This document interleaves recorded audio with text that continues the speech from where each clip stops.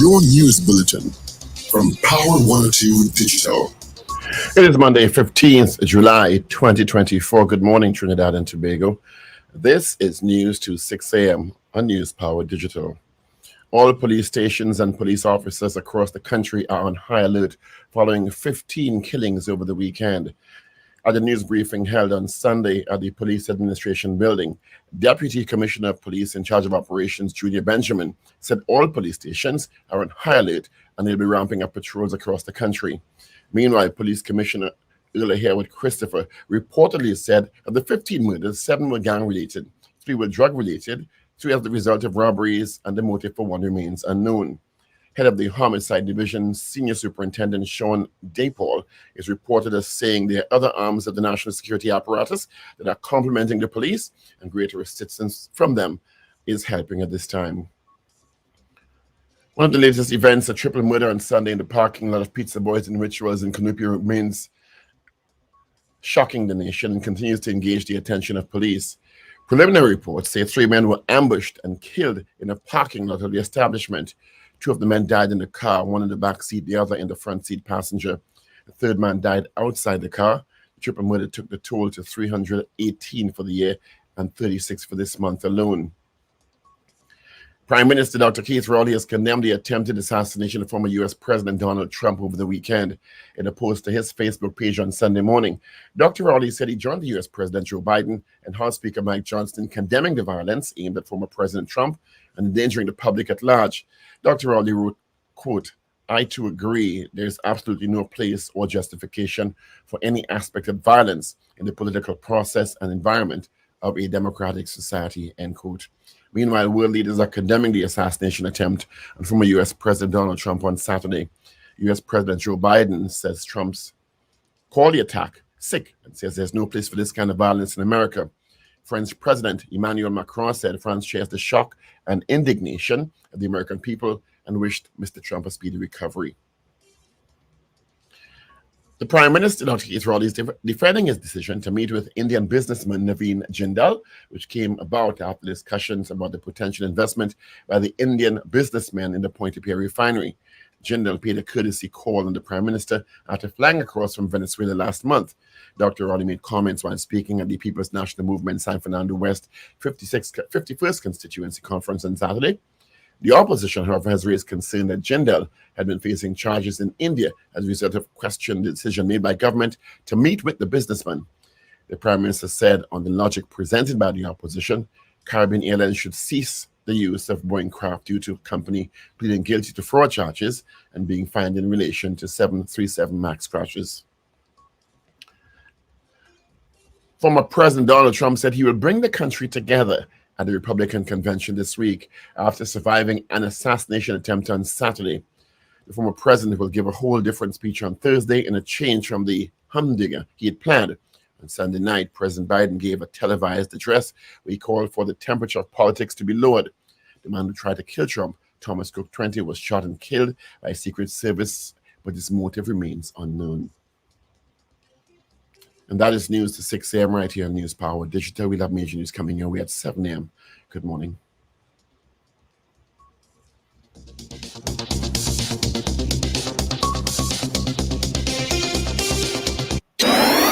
Up to date and credible. Power 102 Digital.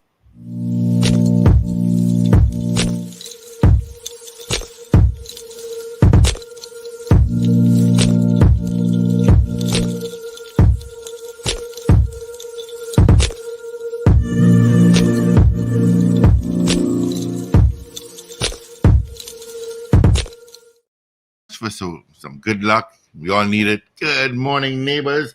It is 6 minutes after the hour of 6 o'clock on this, the middle of the month, pretty much, the 15th day of July. Thank you so much for joining us this morning, and I hope you join us for the rest of the week. It is Monday, 25 degrees at Piarco International Airport, 27 at Crown Point in Tobago. Traffic-wise, I have nothing to tell you about. Nope, no traffic anywhere.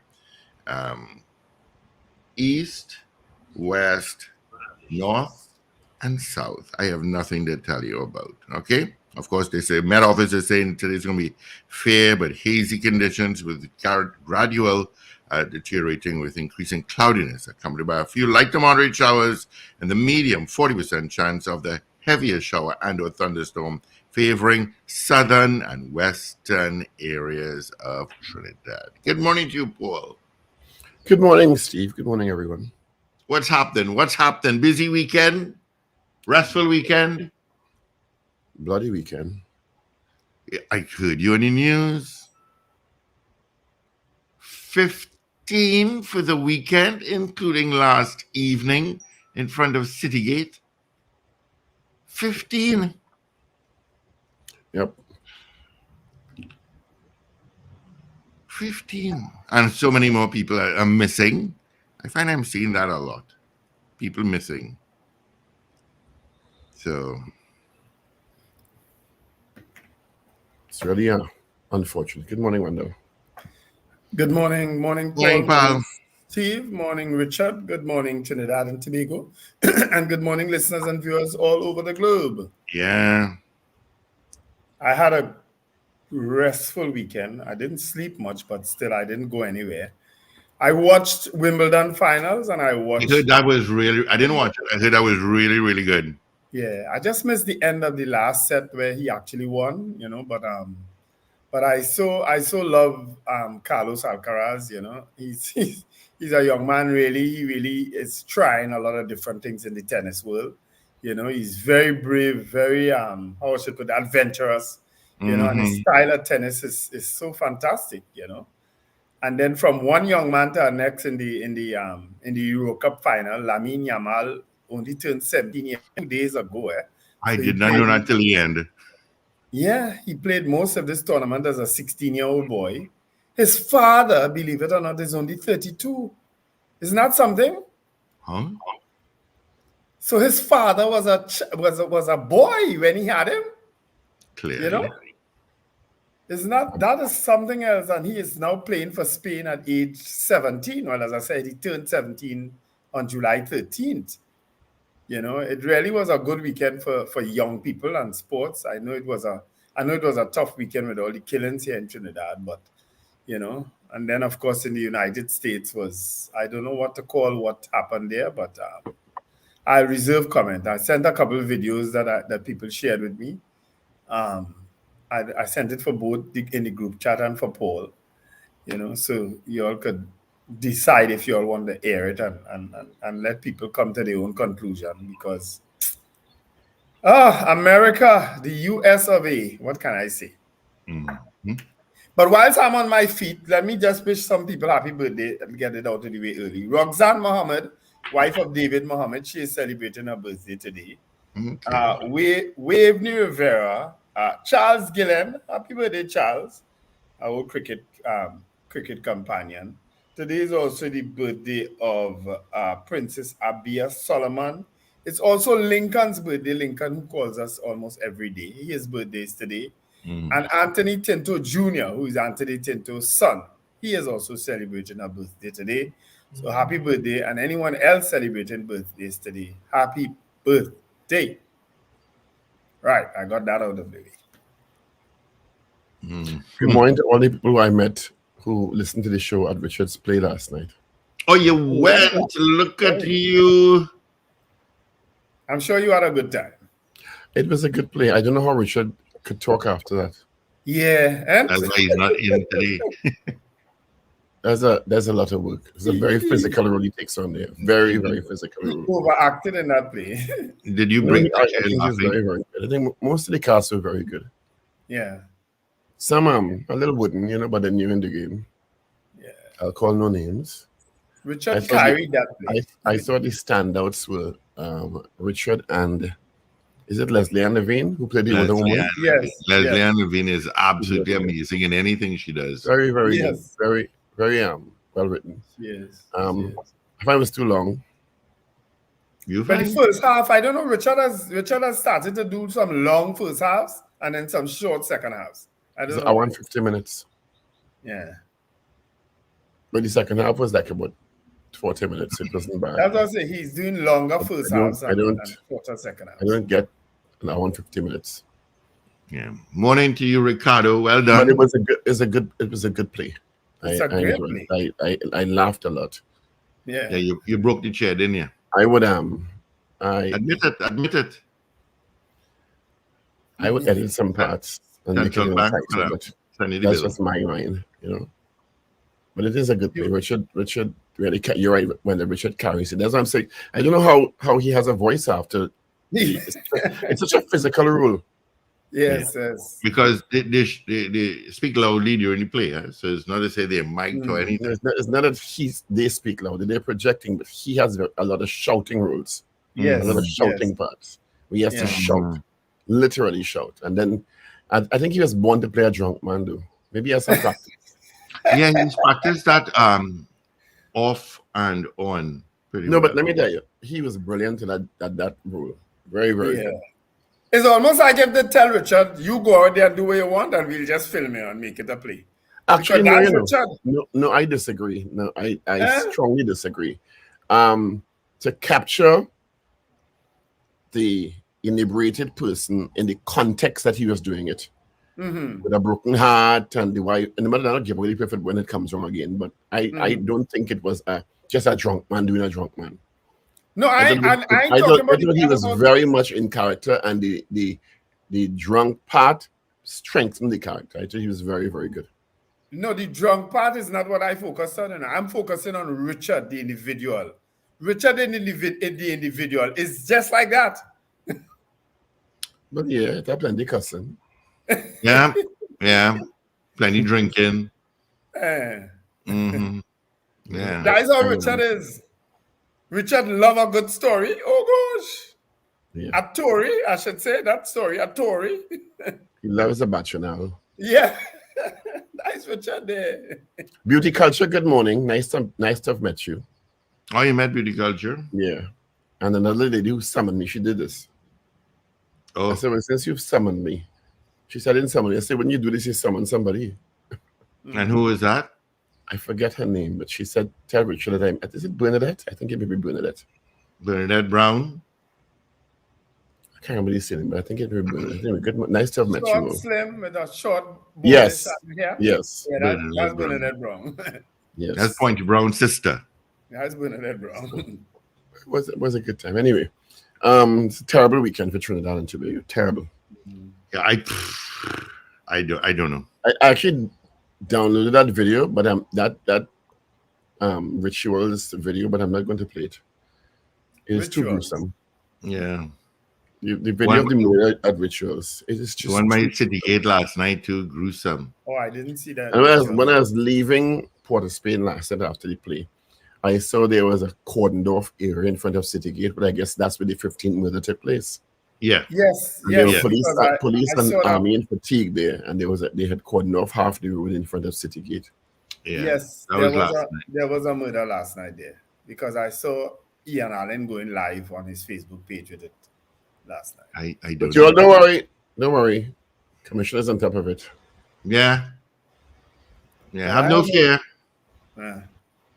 Two should them go jump out in the chat this morning. It was almost like a weekend where people decided Daisy weekend we're going for whoever we want. Yeah. Did you that's how it came across, huh? Did you see the other video? I think it was in Laventille, Belmont. The guys just came out of a car, just walking casually and just shooting. I didn't look at much of the videos now, but I was just saw the wait, report. what the heck going on here? I stopped looking at videos after that. We'll watch it. I don't really want this in my head. Yeah. It's a good morning to Sterling of Rock Boys. Morning, Sterling. It's just it is, what's the word? Shocking that we could lose 15 people in one weekend, including the shooting of a 3-year-old child, but he was not seriously injured. Mm-hmm. Including 2 women in the 15. Yeah, the killing that I couldn't understand. The killing that I couldn't understand was the one with the the TT rideshare driver. That is another That's a just sad one. heartbreaking news over the weekend. Because he went missing and then they found his body, But they found his car first and then they found his body. I couldn't piece together that one, Yeah, I was only one with I don't know that I don't even know what the authorities can do, to be very honest. I don't know that you can really do a lot when you have this level of wanton criminality and so many guns. Mm-hmm. So many high-powered weapons because they're coming out of the cars and spraying bullets. The one in at the video at Rituals, the condition those men's bodies were, the one outside the car and the ones inside the car, you could tell that they just sprayed bullets. Yeah, I didn't watch that one. And it's like, wow. Yeah. So if and this is in front of a popular food retail outlet, so people can be coming in and going up with their children, Yep. And it just doesn't seem to matter. Let's go for some a milkshake or come on, let's go, jump in the car, let's go. And then all hell to loose. A lot of legal matters came to fruition this weekend also. Yeah. Gary lost his matter with Rhoda, didn't he? It was dismissed. It was dismissed. It was dismissed, yeah. I didn't see him post about it though, strange enough. He won't. Why not? He posted about others. I saw Rhoda certainly made a reappearance on social media, changing up her profile picture, and she did comment on it. Well, one would understand that while it was going on, she wouldn't want to comment to further exacerbate the situation if it went the other way, Mm-hmm. Yeah. So that since basically, I think what was said was that she's giving her opinion. Let me see if I can find it. But She had a good attorney. And Dr. Rowley will be going to his attorneys tomorrow, this morning. What happened? Yes, something with Gary Griffith again. Gary said something, and Gary said something about Dr. Rowley. Well, what is new? Yeah, I got the end of it. I was rushing this morning, so no, it has to do with the apparently the comments Mr. Griffith made regarding allegedly receiving monies from the government to pursue, I don't want to paraphrase and get myself in trouble, political opponents or something of that nature. Dr. Rowley has denied and said that if what he's being accused of doing are offenses to several laws. Well, it would be, yeah. And Dr. Rowley identified a firm in the UK, which he said the money was to be used for. I forget the name of the firm. And it was to deal with white-collar crime, fraud, particularly in relation to EMBD and life sport.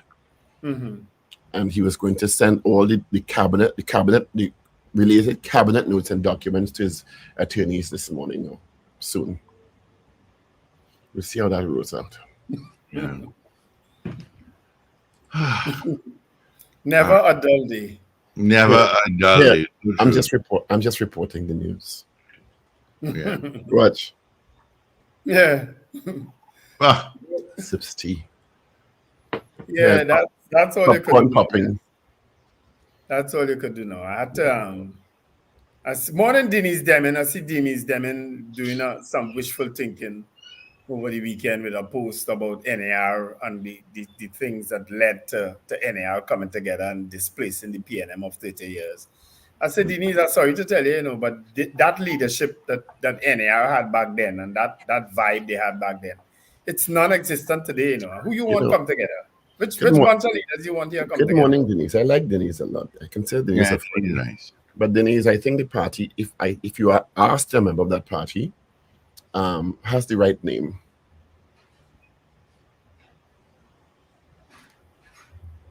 I ain't catch what you say there. That's all that will materialize. Okay, I didn't catch what you say. You catch it now? No, not really. I don't think people that jump fences are going to be taken seriously in this country. Oh, well, I did refer to her too in my response. I don't think to people Lisa's that post. jump fences at state funerals are going to be taken seriously in this country. Yeah. On the Yeah. political front. Yeah. Okay. So, but then, as you say, as the old saying goes, you never know in politics. You never know. No. I'm not saying that the PNM will win an election easily, yeah? But the PNM ain't going to lose to that bunch of people that out there, no. Let me Trust tell me. you something. There are two occasions on which this country veered away from the status quo. Mm, And they were both very short-lived. true. Okay? True. I They were told her, both very short-lived. yeah, and I told her in her in my response, the PNM needs to fix itself, and that's what is needed. That bunch of people out there now. Sorry, I mean I ain't saying that they don't have people out there who could come and really stand up and thing, but I don't think that those people are interested in politics. Not when you have social media in your tail morning, noon, and night. So those people don't need that. They don't need that. I think one of the issues I have with the government is, and it happens when a government is in power more than one term, they get disconnected. They get arrogant. Well, I'm using the word disconnected because I really don't think or see that there is a sense of the abject hopelessness of some people's lives, economically and otherwise. I also think we as a country are taking for granted the impact of the violent environment is having on our mental health. Yeah. And how the economic pressures and the criminality and the general array is having on our collective mental health and our individual mental health, and in particular children. Yes. This is not normal life. No. By any And means. And then somebody goes jump out and say, well, look, America tried to shoot a former president. I'm talking about Trinidad and Tobago. Yeah, but it will never be it'll never be normal again, you know. I think it can. No, it won't ever be. We could have periods of improvement, but the human being, we're talking about the human being here. We ain't talking about Trinidadians here. We're talking about human beings all over this globe, but because we live in this space, we have to deal with who in this space. But human beings are so selfish, ungrateful, deceitful, wicked, demonic. I don't know how else to describe the human generous, race. graceful, loving, optimistic. They're everything. They're all of the above. Yeah. But within the same four occasions, 1986, 1995, 2000, and 2010, I am talking about when the NAR beat the PNM and when the People's Partnership. no. Well, it's People's Partnership in 2010. No, when the COP, I said from the status quo, I mean by what I mean by the status quo is the PNM and the UNC. Right? So I'm talking about, so I'm not, when I say status quo, I mean either PNM or UNC. Yeah. We've never veered far away from that. And once with the NAR and once when the COP made, is it one or two seats or a couple of seats? How many? COP never got a seat here. They didn't get St. Augustine or something? No.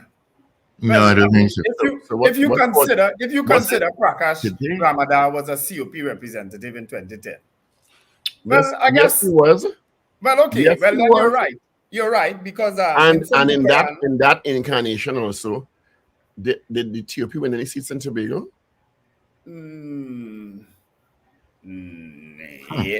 Yeah, they did. Exactly. And that's what I'm talking about. Vanilla Allen Toppin won a seat, Exactly. and was the guy who groped somebody The status allegedly. Let me say allegedly. Yeah. When he said, "What is that in your pants?" There? Can't remember his name. Baker. It was going good. Yeah. Stop right there. Don't say no more. I said allegedly. You don't save you. If you allegedly don't save you in court. It do save you in court. Hello, I could pull up any amount of newspapers and news reports about that story. Yeah? And that also is not going to save you if you slander or defame somebody. Yeah. But 1995 doesn't count because 1995 was actually a tied election where the two NAR people joined with the UNC and made Pandey prime minister. So that right. So again, the status quo is PNM or UNC. Yeah. And 2000, Pandey won back an election on his own. So, but there was confusion. Nothing is ever impossible until it's done. We accept that. But climbing over that impossibility bar, it's a very difficult prospect in Trinidad and Tobago. Yeah. Very, very difficult. Yeah.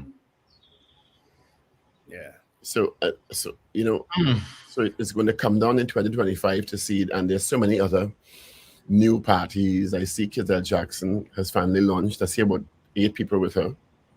She launched? Well, yes, I see a picture with some people in the papers, or on social media, I should say.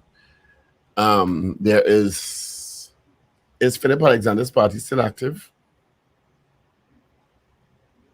There are about 127 registered political parties. If they're active, it's a different, thing. You sent me something recently, and couple minutes or maybe a couple seconds, not couple seconds, but sometime into the video, he came on, and that was the end of me watching the video. And not watching or listening to that man at all. So there's PP. I don't know if they're contesting next year. There's NTA. There is there still NJAC and all these people? Well, I'm sure Paddy Augusta is going to throw his hat into the ring nationally when the election comes around with his Tobago People's Party. Would what you form another party? Sorry? MND is Gavin Nicholas, not so? He always on Facebook posting. Why don't you stop that nonsense? What's that? What MND? But he still posting on Facebook like he want to get a position again. Morning, Gavin. Yes, Makila Pandey's party. Yeah. Yes. So there are a couple parties buzzing around. But in there's my Ragoobarsingh too. And I stand to be NNV. Why don't stop? Yeah, it's only a limited time. When election come around, Fuad Abubakar, good morning, Fuad. All of them come. Your lovely family. It is just look for a wagon to jump on to take a ride for 6 months. That is all he does. Coming out the whole board, okay. All of them. Yeah. So we will see. I mean, nothing is impossible, but as I said before, it's going to be a very hard ride to unseat the two political behemoths in Trinidad and Tobago. But nothing's impossible. No, nothing is. Yeah. I have plenty of coffee.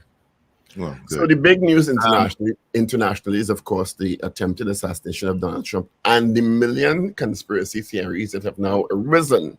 And I can't blame the theory, And of course, the world leaders, including Dr. Rowley and, in our case, Mrs. Pasabi Sessa Boots, condemned the situation. The shooter is now dead. Mr. Trump was at a speech. A 20-year-old to begin with. And he got his ear grazed. And he said by that much. Ducked. I'm trying to restrain myself, Steve. Don't push me now. Don't push me to say what I want to say now. Watch. And his ear was grazed by that much. He was so lucky. Yeah. Which just to move ahead could have killed him. I actually, even before this, I thought he's going to be Joe Biden. And with this is just energized the Republican base. Yeah, but I don't know and the MAGA supporters. Because it's a Republican young man. He white. He's a member of the Republican Party. He is not. I sent that clip this morning where a man saying he's not black. He's all Republican. Yeah. It's one of their own. And he donated to the Republican Party too early on. Who are you going and blame? Who are you going and blame? Huh? Sadly, a fire officer was shot in that. But I was listening to it this morning again, I think and the young man who was on the roof, he was approached by a police officer, and the young man turned the rifle towards the police officer, and he fell, and that's when he fired his shots. And then the snipers on the roof realized what was happening and fired shots and killed the young man on the roof. But did you see how fast that Secret Service got there? 2 seconds, not even. And again, how you go on to a rally in a place like that, and you are former president, you know how you like, you love, people love you, you know that. And a sniper could go on a roof, an open area like that, above you and shoot at you? Well, that's what they're investigating, how that could have happened. Listen, there was a man, look at the video of Donald Trump getting that whizzing the thing when he grabbed his ear. There's a man sitting in a kind of clown hat. That man ain't move an inch yet, you know. He sat there and just stared up front. Paul, could you play that clip? There's a man in a clown hat. I call it a clown hat, but he had on a black jacket. There's a picture that came out. Straight ahead. He did not even budge. There's a picture that came out that actually showed just before Trump got hit. I have a question. Oh, again, buff here. Mm-hmm. No, again, buff online. Mm-hmm. Go ahead. I have a question. So, the shooter shot at the former president with what clearly is a high caliber gun, right? Yeah. No, apparently it was just a normal rifle. With a rifle. Right? It's his father's rifle, bought legally. Where did the bullet end up with all them people behind him? I'm just asking. So there's a crowd behind him, right? Mm-hmm. A whole crowd behind him, and the bullet went past and was past his ear. Where did the bullet end up? Killing one fire officer, injuring a few others. You know, they're saying that, but I'm not too sure that that's so. Why would they report it if it's not so? Why? Yeah, I understand that. Because they don't suit your narrative. No, it just listen. At the end of the day, I really don't care. I mean, in terms what of you do though? No, in terms of the politics, it's not good because those things can be replicated. When America doing them stripping, those things get replicated. People take chances. You understand? So I am concerned from that perspective. I hope to God not. Yeah, I hope to God not either. You know, because America don't need that on the campaign trail. No country needs that. No. Yeah, you know. But all in all, whether Trump staged it to get popularity. But that is one of the conspiracy theories that it was staged by the Trump campaign. We have no evidence to support that. I said I thought he was going to beat Biden before this, and I think this has just consolidated that win. Well, because you should see the kinds of videos that's circulating by the MAGA crew now. Yeah. All right, gentlemen, we'll open up the lines. Let me say, I'm getting buff here, so let me say hellos to a few people online. Miss Sampson, good morning. Roger in Toronto, good morning. Mo Gaines out in Aruka, good morning. Vincent out in Birmingham, UK, good morning. Sankofa, big guy. What is this I'm seeing here? Good morning, all from Port of Spain, big guy. So big guy is in town. Welcome, big guy. You going for your doubles? That's why he asked you how you like your doubles. Yeah, probably. Did you check that he was coming? Yeah, no, I didn't. Big E in Virginia, good morning. David Nelson, Michael in London. Dan Raj is saying, I'm alive, good morning. GNC Auto Security, good morning. Captain Ron, good morning to you. Watching us on YouTube and Facebook. This is getting both. DJ Ray out in Delaware. Wendy and James. Beefy Smith in beautiful Goodwood, Tobago. Wayne Bennett out in Covington, Georgia. Sasha out in London. Anthony Tinto in Toronto, well, in Canada, Ontario, Canada. Patricia McLean, good morning. Where did you go? I said, right. Slick Money Grip, John Keto, Hector, Carol Guevara, Nakisha Pierre, Brent Hackshaw, Miss Ingrid in Tucson, Arizona, Carl M. Jack, Marcia Rock out in Orlando, Ray Ray out in West Palm Beach, Florida, Brenda Isaac, Gloria Gray, Mrs. R is up, Alistair Hart, Wayne Ramsey, Godzilia, Randy Kelly, David Wares, and of course, Mrs. Wares, who made quite a lunch yesterday.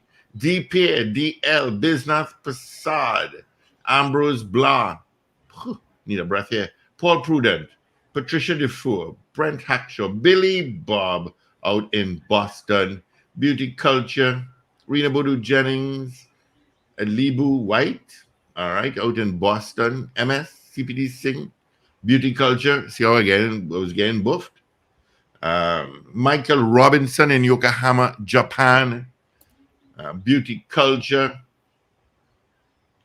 Marjorie, oh my goodness, Keith Bissassa, Boy Bedesi, Joycelyn Dial Singh, Evans David, Angela Collier Lewis, Shanifa Ali, and my good friend out of Rock Boys. Good morning to you, all those. Sterling, morning to you, and Rock Boys out in Chigaguanas. Good morning to you. And let's grab some of these calls. Good morning, caller. Gentlemen, good morning. Who said we gentle? Morning.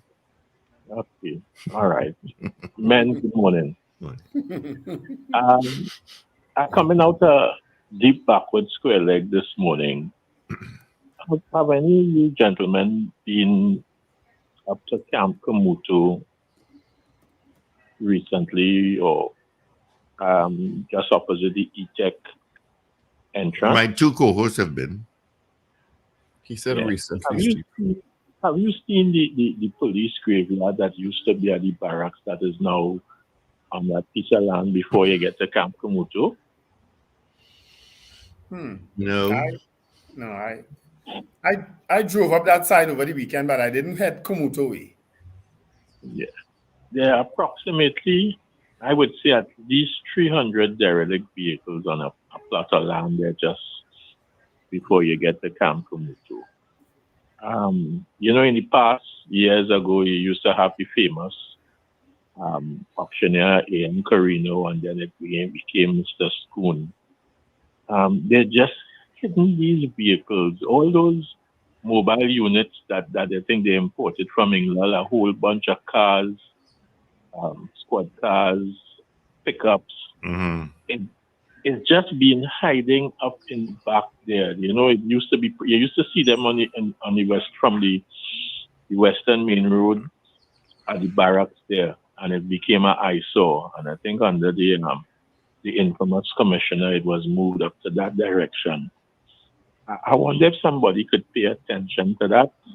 Which commissioner is that? The one who lost the road bar? That one? Yeah, All right. you're a good friend. Oh gosh, Right. it was a few this morning, yes.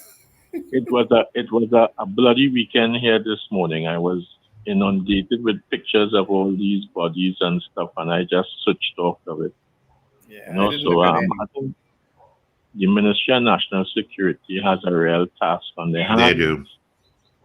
And it's not good for our country going forward. Yeah. All right. It really, really isn't. Thank you. All right, bless him. All the best here. Good morning, caller. Good morning, caller. Good morning, gentlemen. Hi. Paul, you asked all the right questions this morning. When I heard the details of the thing, it reminds me so much of that movie Sniper. A sniper shot the president, and the police was just right there at the right time, and the other roof snipers. It just reminds me so much of a movie that I saw. All right. What are you suggesting, Lincoln? I'm suggesting the president or somebody around the president's team convince one of their loyalists to do that. Didn't tell him that he would be killed because you couldn't convince a Democrat to do that. didn't tell him that he would be killed. They tell him that he would have escaped somewhere or the other and kill the witness. Are you suggesting this whole thing is a hoax? I am suggesting. That's what you're suggesting? How dare you? You ask a valid question this morning. If it's a high-powered rifle or not, there are people behind him. So where the bullet going? This is a rifle that hit cartilage. It hit bone. Your air's cartilage. The round will continue on your backdrop, right? There's a man on your right-hand side on the bottom row. Watch that video. On the bottom row on your right-hand side, there's a man in a red shirt that ain't moved yet. He just watching everything like, I don't know if he was in shock or whatever it is. Human instinct is self-preservation. If you bring the shock sometimes, Lincoln, and they respond you. If you remember the concert where there was a shooter in the thing, there was a mass panic. People died from a stampede. In this shooting, you have maybe 200 people in the background and everybody remains seated right there. That is not true. People duck and carry on. People ducked and carried on. Paul, watch the background. Nobody ran for their life. In shooting, self-preservation, people just get up and run. That is my point, Paul. Now, we don't play smart with semantics. You are insinuating the unthinkable. Look the man in the clown hat there. Look at me in the black jacket. Right behind the man in the blue vest. That man ain't budge. Let me say something, Paul. I have been fortunate to do PPS training, right? Where you are trained to evacuate your principal and thing in terms of these kind of things. You don't get your principal time. Wait. Let me get my shoes. Mm-hmm. It's a little odd, yes. Get my shoes. And his whole head is showing while the agents is around him saying that they're protecting him, and the whole head visible. Yeah, a man stick up his hand belatedly just now. And he just had a headshot. He had time to put up his hand and give the Black Power symbol, right? But that wasn't Black Power. Wait. Tell the agents and them, wait. Let me pick up my shoes. Let me get my shoes. In a situation like that, you are not given time to do anything. You're dragged away. I was surprised at how long it took to get him off the stage. That's what surprised me. For what I know about the Secret Service operations, I don't know that they allow you to stay wait and all of that in an emergency situation. You wouldn't get you to stand up. They'll keep you low. They have to keep you low and move you out. Low, and this whole head is showing. They keep you low. Yeah. Right? The man whole face, you were able to see all the facial expression that he would have gotten. So I think this is going to backfire on Trump. I don't think so at all. I think whether or not people want to enter into conspiracy theories or not. All right, have a good day. Let me leave somebody. It is a horrible situation. Happy birthday, Lincoln. And thank you very much, Wendell. All right, man. But I think being the political maverick that he is going to capitalize off it one way or another. I don't know how. I mean, how? The base is energized behind him now. They will figure it out. One of his own. Have you seen? But you are saying that, but that doesn't mean that the base. Have you seen the videos in the weekend, Wendell? With this? From the MAGA supporters? No, that's what I'm saying.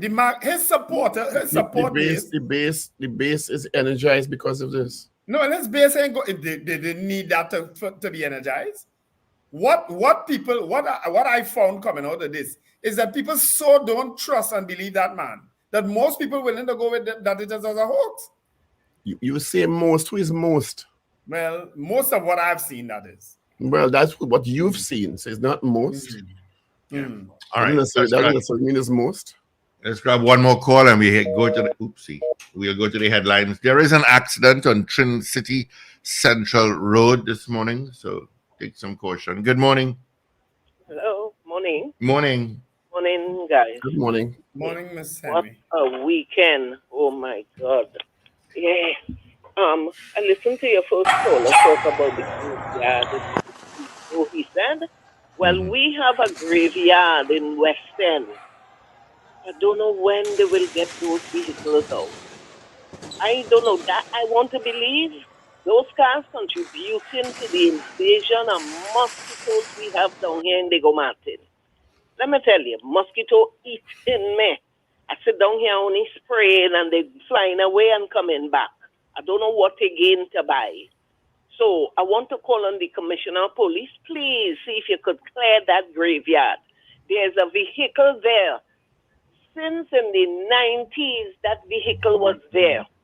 It was when you're traveling in a bus or a maxi, you see that vehicle going as a high up. That vehicle there, it was a white creamish vehicle.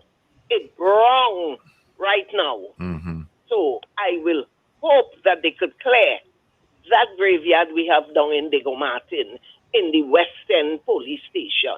All right. I'm waiting to see if Gary Griffith is going to be like a soca artist this morning from TV to radio station. Because I heard on the news and I read where he lost that libel lawsuit he brought against Rhoda Barrett. He has to pay her legal fees. I'm waiting to see if he come in and say anything this week concerning that matter. So he lost, and Rhoda Barrett will be back on her life. Thank you, Jesus. All right. You'll have a blessed. Thank How do you. you know she'll be back on? All right, gentlemen, let's get into headlines of all three dailies this Monday morning, the 15th day of July. I can It let is, you know the the Guardian, 15th. Paul. Let's start with the Express. There's a picture of the Commissioner of Police. Express front page is 14 killed in bloody weekend, gunmen run amok. And there's an inset of the Commissioner of Police saying, we have not lost a handle on crime. They lost the whole pot. PM and Kamala condemn attack on former U.S. President Donald Trump. Fight. Trump defiant despite bullet wound. Trump shooter was an outcast, and they always. Gunmen run amok, killing 14 people across the country this weekend. 3 gunned down at Pizza Boy's parking lot. Oh, yeah. Go ahead, Wendell, please. All right, the Guardian today, July 15th, 2024. UNC crime more than dengue in central Trinidad. That story is on page 10. PM condemns attack on Trump. That story is on page 7. But the main story is cops on high alert. Commissioner mounts nationwide response after 15 murders weekend. Death threats after alleged Wassa racket revealed. All of those are front page stories on today's Guardian. And of course, in sports, Carlos Alcaraz won Wimbledon for second consecutive year, and the Euro Cup goes to Spain. All right, those are our news in today's Guardian. Let's move to the news day now, which is kind of outdated for some strange reason. UNC to OCM shareholders stand firm. BIR facing stamp shortage for legal documents. Griffith vows to sue Hines. NCC Chairman Soca Monarch 2025 is on. 7 honored by Hugh Wooding at 50th anniversary gala. PM condemns shooting at Trump rally. And Rari, local economic zones being created across TNT. Rowley, seats earned, not bought in PNM. Cops, gangs becoming desperate. PM defends refinery talks with Jindal. And Rowley to take legal action against Griffith. So those are trending stories in your Guardian, Express, and Newsday for today, Monday, the 15th of July. Yeah. Of course, internationally, they had three deaths. They had, Richard would know this one, Dr. Ruth. She passed away at 96. Richard Simmons, remember him? Short pants, big perm, tanked up. He passed away. And Shannon Doherty passed away at the age of 53 from cancer. Right? Let's get the results of our morning poll this morning. We asked you on Friday, do you think Trinidad and Tobago will actually implement a work-from-home policy before the end of, it was supposed to be 2024? That was our poll. Results are in. 69 said no. The video you're watching is from, I think, Friday night. in Port of Spain, where Yes. there were several loud gunshots heard. So on the Express front page online this morning, the Commissioner of Police, earlier here with Christopher, is saying, open quotations, "We have not lost a handle on crime, but it continues to be diverse and we continue to adjust our strategies." Commissioner of Police earlier here with Christopher said last night during a specially convened news conference to address TNT's bloody weekend in which, depending on who you listen to, 15 or 14 were killed. So our question this morning is, I don't know what the Commissioner of Police could possibly convene a press conference to do now, because there's nothing the police could do. All right. So our morning poll. Start calling. Start sending us your message. Do you agree with the Commissioner of Police that the Trinidad and Tobago Police Service has not lost the handle on crime? That's our poll. Yes or no? After a bloody weekend. The police clearly just do not have the intelligence to know what's going on and who's going to be doing what or whatever. They just don't have it. I'm sorry to say. All right, start writing, Wendell. Here we go. So, yes. Boy Videsi. Well, I started off. 222-8255. North Americans, you can call us toll free at 866-525-1099. On WhatsApp at 318-1021. If you're out of the country, you have to 868. You have to put a country code. All right. Right. So WhatsApp. And when you message us, please put your name. I got one guy saying hell no. I got somebody else saying no. I have Jaron Joseph saying no. Cascade St. Anne says no. Let's see. Alistair Hart says no. Anthony Miguel says no. Brent Hackshaw says no. Marjorie. Oh, good morning, Marjorie. John Cato says yes to the poll. Keith Besessa says no. Michael Gradison out in Japan says no. Michael Grandison in Japan. Michael Grandison in Vancouver. Oh, sorry. Yeah. Michael Robinson is Japan. Michael Robinson. All right. Esther Adams says no. Shuma Paul says no. Michael Robinson.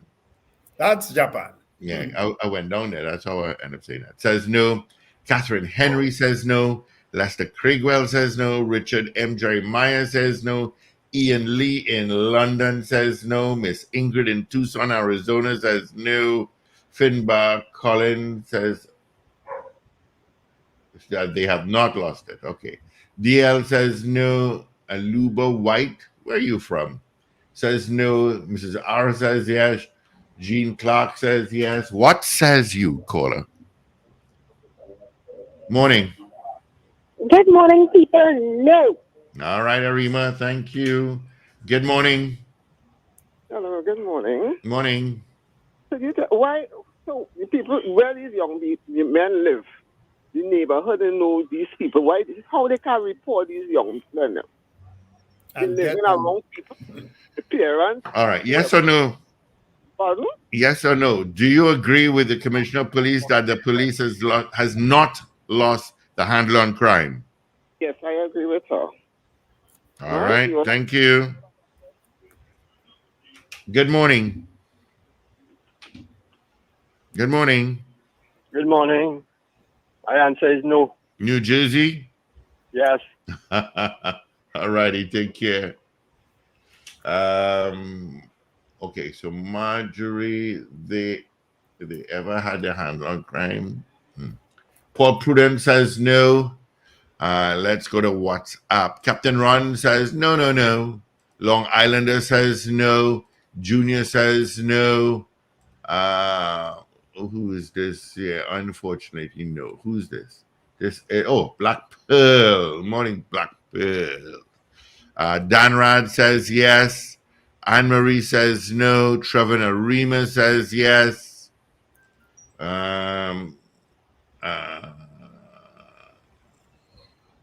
Okay.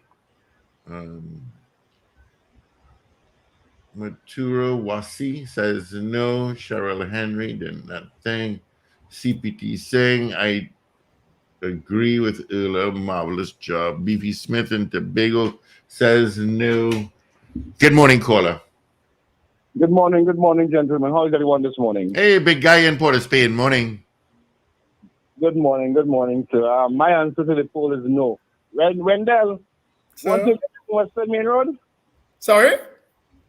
137 Western Main Road? 137, yes. I'll see you later. All right. Cool. No problem. I'll be there. I'll see Steve after, all right? All right, cool. Yeah, big okay. Guy. You'll take care. Thanks, big guy. You got Beefy Smith. Yeah, I got Beefy Smith. Right. Okay. Do you agree with the Commissioner of Police that the Trinidad and Tobago Police Service has not lost a handle on crime, but continues to be diverse, and we continue to adjust our strategies, quote unquote? That's what she said. I mean, poor commissioner, she has no choice but to use these words. But the TTPS they don't know what's going on. They don't, and if they knew, will you kindly not influence the poll now? You could talk after the news. Oh God, the poll long and the results of the poll is right. Fine, okay, fine. But wait till after the poll now. That they probably like to intervene too much when the poll being. No, I'm not speaking on the poll. Anderson says no because you're talking about the police. I don't talk on polls, you know. The clear you are now. Says absolutely not. Thank you, Vernon Clark. Anderson Matthews says no. That's a new name too. All right. You have 2.5 minutes to vote. A different name. Keith, is that you? Are you Anderson Matthews, Keith? What I'm saying, eh? Listen to my. Evans David says yes. There's these guys and them who involved in whatever they're involved in. God alone knows, right? You know people out for you because of what you're doing or whatever. And you going in places, public places, and them guys. Oh, for crying out loud, man. They don't care, Wendell. It's a different mindset that we will never fathom. Yeah, but I can't fathom it, you know, because if somebody looking for me, I hide in. Why Vianney Warwood says yes. Jeez. And putting so many people's lives at risk. Oliver Man Warren says no. They don't care, Wendell. God.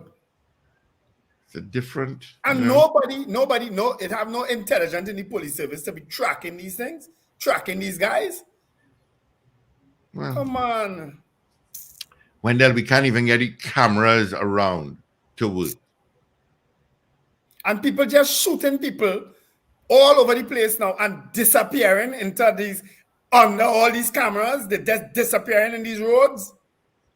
We don't know where they're going. Police Commissioner Erla Christopher has said we have not lost a handle on crime, but it continues to be diverse and we continue to adjust our strategies.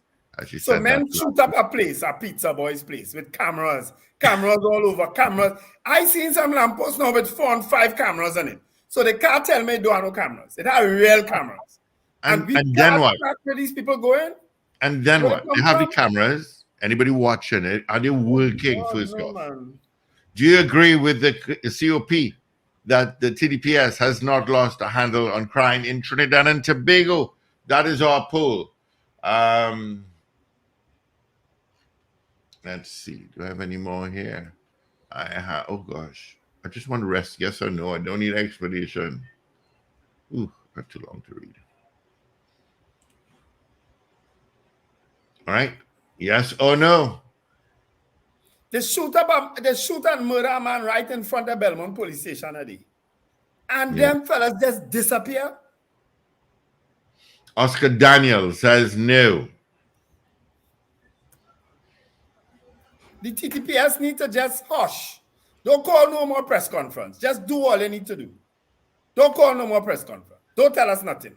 You know, but what they could do as well, which I've seen, is put put up the videos and zoom in on individuals. Have you seen this person?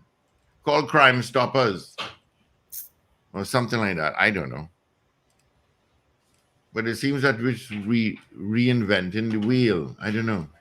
All right, let's get into our major news. AV St. Helbab is in. It is the 15th day of July. This is your news bulletin from Power 102 Digital. Police officers on high alert following 15 murders over the weekend. Prime Minister Dr. Keith Rowley condemns assassination attempt on Donald Trump. Mr. Trump says he'll bring country together at Republican convention after shooting, and Prime Minister Dr. Keith Rowley defends his decision to meet with Indian businessman Naveen Jindal. Details in a moment.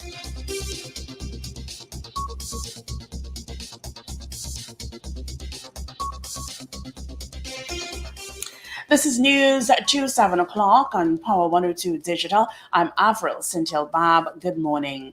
Avril St. Helbab could not make it. All police officers at stations across Trinidad and Tobago are on high alert following 15 killings over the weekend. At a news briefing held on Sunday at the Police Administration Building, Deputy Commissioner of Police in charge of operations, Junior Benjamin, said all police officers are on high alert and they will be ramping up their patrols. He assured the public at this time that the Interagency Task Force, Guard and Emergency Branch and all other officers were on the ground to ensure that safety and security of citizens is a priority. Meanwhile, Police Commissioner Earl Haywood Christopher, reportedly said of the 14 murders, 7 were gang-related, 3 were drug-related, 3 were the result of robberies, and the motive for 1 remains unknown.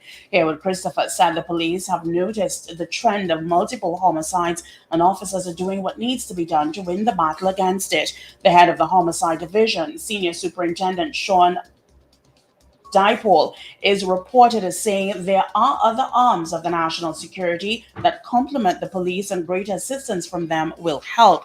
He said one such department was the Forensic Science Center, where more help is needed as it pertains to ballistic testing. A triple murder on Sunday in the parking lot of Pizza Boys and Rituals in Cunupia continues to engage the attention of police. Preliminary reports say the 3 men were ambushed and killed in the parking lot of the establishment. 2 of the men died in the car, 1 in the back seat, the other in the front passenger seat. A 3rd man died outside the car. The triple murder takes the total to 318 for the year and 36 for this month. Prime Minister Dr. Keith Rowley has condemned the attempted assassination of former U.S. President Donald Trump. In a post to his Facebook page on Sunday morning, Dr. Rowley said he joined with U.S. President Joe Biden and House Speaker Mike Johnson in condemning the violence aimed at former President Donald Trump and endangering the public at large. Dr. Rowley wrote, quote, I too agree that there is absolutely no place or justification for any aspect of violence in the political process and environment of a democratic society, end quote. Meanwhile, world leaders are condemning the assassination attempt on former U.S. President Donald Trump on Saturday. U.S. President Joe Biden, Trump's political opponent, called the attack sick, saying there's no place for this kind of violence in America. French President Emmanuel Macron said France shares the shock and indignation of the American people and wished speedy recovery. A number of leaders, including those from Spain, Ireland, Italy, Australia, Turkey, Honduras, and Israel, expressed similar sentiments. Canada's President Justin Trudeau said his thoughts were with Trump and all those at the event. Britain's Prime Minister Keir Starmer sent Trump his best wishes and said his thoughts were with all the victims of the attack. Germany's Chancellor Olaf Scholz said his thoughts were with all those affected and called the attack despicable. Mexico's President Claudia Sheinbaum said peace and democracy must always be the option. Meanwhile, Donald Trump says that he will bring the country together. He did so at a Republican convention this week after surviving the assassination attempt on Saturday. The former president will give a whole different speech on Thursday in a change from the humdinger he said he had planned. On Sunday night, President Biden gave a televised address where he called the temperature of politics to be lowered. The man who tried to kill Trump, 20-year-old Thomas Crooks, was shot and killed by the Secret Service, but his motive remains unknown. School classmates remember a normal boy who had been rejected by the school's rifle team. You are listening to news on Power 102 Digital to 7 o'clock. Prime Minister Dr. Keith Rowley is defending his decision to meet with Indian businessman Naveen Jindal, which came about after discussions about the potential investment by Indian businessmen in the Point-a-Pear refinery. Jindal paid a courtesy call to the Prime Minister after flying across from Venezuela last month. The opposition, however, raised concern Jindal had been facing charges in India and as a result questioned the decision made by government to meet with the businessman. The Prime Minister said based on the logic presented by the opposition, Caribbean Airlines should cease the use of Boeing aircraft due to the company pleading guilty to fraud charges and being fined in relation to 737 MAX crashes. As of tonight, Carl will have nothing to do with Boeing. And the 9 Boeing planes we have, bring them. Buy no parts from Boeing. And the orders that we have in there to buy Boeing plane, cancel that. Because Boeing has been charged. Further afield, Jamaica Prime Minister Andrew Holness says the Jamaican Defense Force is playing a crucial role in efforts to assist Jamaicans to recover from the impact of Hurricane Beryl, including assisting in security, humanitarian relief, and rebuilding process. The Prime Minister was speaking during a visit to the JDF's first of response base at Portland Cottage in Clarendon over the weekend. Well, finally, here's weather news for the period today until midnight. Trinidad and Tobago and the Windwards. Initially fair but hazy conditions will gradually deteriorate with increasing cloudiness accompanied by a few light to moderate showers and the medium chance of a heavier shower and or thunderstorm favoring southern and western areas of Trinidad. Nighttime will be partly cloudy with the isolated shower. Gusty winds, street and flash flooding can occur in or near heavy showers and thunderstorms. Look out for a forecast maximum temperature of 32 degrees Celsius, both at Piarco International Airport and Crown Point, Tobago. It is 28 degrees Celsius at Piarco and 27 at Crown Point at present. Recapping your headlines to 7 o'clock. Police officers on high alert following 15 murders over the weekend. Prime Minister Dr. Keith Rowley condemns assassination attempt on Donald Trump. Mr. Trump says he'll bring the country together at a Republican convention after the shooting. And Prime Minister Dr. Rowley defends his decision to meet with Indian businessman Naveen Jindal. I'm Avril Sindel-Bab. That was news to 7 o'clock on Power 102 Digital. Look out for more news in detail at 12 noon today and an update at 8 o'clock this morning. For more details, log on to power102fm.com. Up to date and credible. Power 102 Digital. All right. Thank you so much, AV, for our major news. You could join her again. Come at 8 o'clock for our news brief. All right. So let's quickly get into it, see what's happening on the highways and the byways at this time. Leaving San Fernando, you got some traffic up to Claxton Bay, Chase Village. You got some congestion. Trin City towards Paja UE, congestion again. Eastern Main Road from in Aruca towards Macoya, volume again. Getting to Port of Spain, just by swim call, the Blabas. You got some congestion. No traffic really to talk about at this time. Enjoy it. Enjoy it. Enjoy it. All right. Let's see if we have any more votes online here. Wayne Bennett says no. Wayne Joseph says no.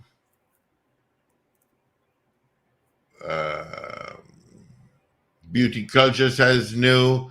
I did Oscar Daniel already. Let's see on WhatsApp. Val says yes. Anthony from Toronto says no. Eve out in Sugargonas says no. All right, so all the votes I have. Yeah, okay. Do you agree with the Commissioner of Police that the Trinidad and Tobago Police Service has not lost the handle on crime in Trinidad and Tobago? She's quoted as last evening as saying,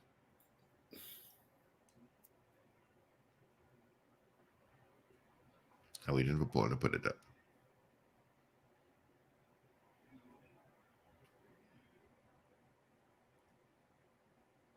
Okay. All right. The results of the poll, 45 people do not agree with the commissioner of police, and 9 people do. 9 people, they do agree with her that they have not lost the handle, but 45 said they do not agree with her. Okay? And well, I can't even say if I agree or not, because I don't think they really had the handle on crime. Honestly, they didn't. You understand? And if you call in a press conference, call a press conference to tell us that, listen, we tracked down this one here, we use CCTV footage, we tracked them, we followed them into this village. A whole man come on our show and made our show viral, saying, we went in a part of the country that nobody wanted to go, named the police, and find the car that was involved in the killing with Dana Sital. But police can't do it. Police can't go into these places undercover and find out, because I'm sure everybody's talk about who doing these things. You go in certain environments, people will say, yeah, so called the shot. You're seeing all kind of videos now coming from foreign about who doing what, who is the leader of this gang. I didn't even know it had so many things. I see a video the other day, ever see names, ever see people. Yeah? And all of them singing some song or some kind of, so the TTPS don't know this? We here don't know these things? I'm tired and I'm fed up of having a job that requires me to come here every morning and talk about this. Or they pay me. I agree with you that the press conference should have been called to say, we've arrested or apprehended 6 persons in the last 12 hours in association with these murders. That's what the press conference should have been about. Exactly. Yeah. A whole press conference you convene to say that you ain't lost the handle. You lose it, Commissioner. You, not only you, the others before you too.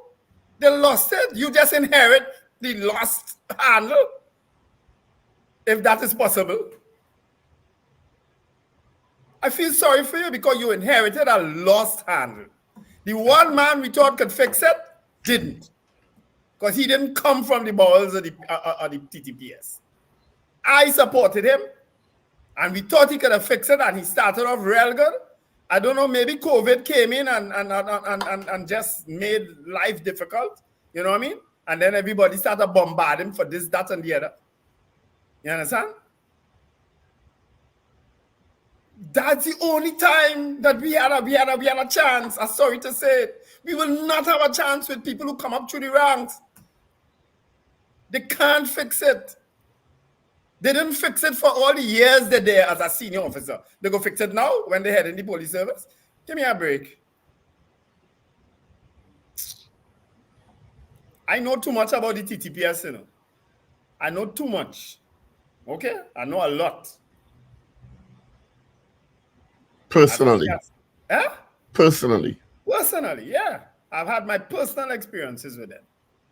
You understand? And I was a wrong minister of national security for all the 8 or how much ever years he served as minister. So I very well know about the TTPS. Shall we open the phone? Morning, Marsha Thomas. Yeah, our guest should be coming online shortly. Who is? Prakash Ramadan. Okay. Prakash Ramadan. Yeah, we're talking about the recent decision by the OSH official to lay charges against the 2 persons from Paria and the 1 person from LMCS. Oh, well, I got totally thrown off there with what Prakash Ramadan was. He's demanding, I think I saw a newspaper report saying he's demanding $10 million. He's representing one of the families. Mm-hmm. And he's just insisting the other families should get, I think, if I'm not mistaken, I remember $5 million each. So he recommending that even though he's not representing them? Why not? Okay. Is he senior counsel? No, he's not that I know of. But he's been practicing law and doing some things for a long time. He never applied or what? I don't know. I'm unaware. I must ask him this morning when we have him. All right. So we'll take a couple of calls in between. So let's do that. Good morning. Yes, good morning. Morning. Yes. I think that this crime situation, what we need in this country right now, it may sound, they might find something hard, but we need an elite team to deal exactly with crime. What does that mean, sir? To these criminals. What does that mean? Hello? What does that mean, an elite team? What does that mean? Well, Richard, boy, you know, since you asked me that, I know you know what I mean. No, I don't know. We had two elite teams, that's all. We had SWOT, I'm asking what you mean by an elite team. And what are they going to do as an elite team? Tell me. Okay. Let me tell you something. Right now, we need a team that could be relentless with these fellas. You need a rough team, not like what we have here right now. You mean like an SAUTT or an SORT, that kind of team? Yes, boy, some kind of hard team to go in and deal with these fellas. What we have right now is too soft. So you're saying the present officers are too right soft? So we need somebody to go in and deal 14 murders, man. People just doing these things. Look at this little boy. Look at this little young fella they kill. Oh God, it hurt me so bad. This little youth. What is going on, boy? We need a team here, police. That I want to say. All you tell me no. I want to say what I want to say. But we need a team to go there and deal rough with them. According to Wendell. What does that mean? Deal rough. Be rough. That's what it doesn't mean. Brutally frank. Be rough with them. And listen to me. According to Wendell, Gary, when I and all supported Gary, but the problem with Gary is you cannot be part of the law and be disrespectful to your boss and you just want to, because it's an independent body, you just want to control and nobody can't tell you nothing and do what you want and talk to anybody. You can't work like that. What Gary did was talk himself into a job and then talked himself out of the job. That's what he did. I tell you, I supported him. I felt good. But the man started, he get disrespectful. The man want to talk to the prime minister we want, talk to the police commissioner we want. And in our next thing with Gary as a police commissioner, ex-police, every little, that's what this man attacking everybody. When I see the man attack the 23 callers for the poll last, I say, but what the hell is this? When I see he attack the prime minister and talk about the prime minister jersey, I say, but what's going on with this man? All right. We cannot, Gary. It's like a time moment. So we can't really take on something like that. You need somebody who would go through this thing in a serious diplomatic kind. Now, when I say diplomatic, let me say something here. Quickly. Try what I mean. If you have a lady, right? I like a lady who will be a lady on the street, but a janet on the bed. No. I can't believe that you're using that analogy. No, have a good day, sir.